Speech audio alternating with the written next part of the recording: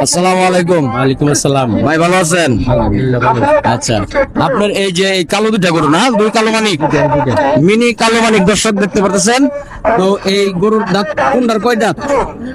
এটার হলো 4 দাঁত, এটার হলো 2 দাঁত। চার দাঁত। এই যে দর্শক, এটা হচ্ছে চার দাঁত, এটা হচ্ছে দুই দাঁত। তো গরুর কালা তো দেখতে পারতেছেন, গরু খুবই সুন্দর গরু। তো এটার দাম দর কোনটার কি হয়েছে? এটা 86,000 টাকা দাম হয়েছে, এটা দাম হয় নাই। আচ্ছা, ওইটা দাম হয় নাই, এটা 86,000 টাকা দাম হয়েছে।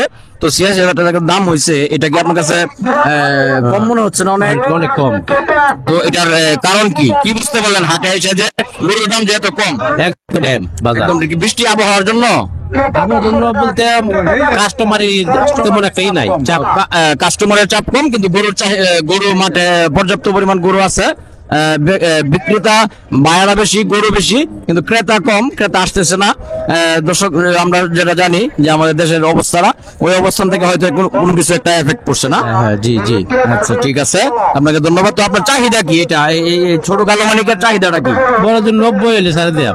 হ্যাঁ, 86,000 টাকা দাম হয়েছে, 90 হলে ছেড়ে দেবো আর মাত্র 4,000 টাকার জন্য। দর্শক, গরু যদি কারো পছন্দ হয়ে থাকে, রহমতপুর গন্ডির পরে ইঞ্জিনিয়ারিং কলেজের পাশে রহমতপুর আমরা মোটামুটি সবাই চিনি, যারা সদরের আশেপাশে বাস করি।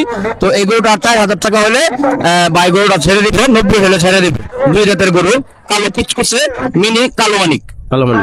ঠিক আছে, থ্যাংক ইউ আপনাকে।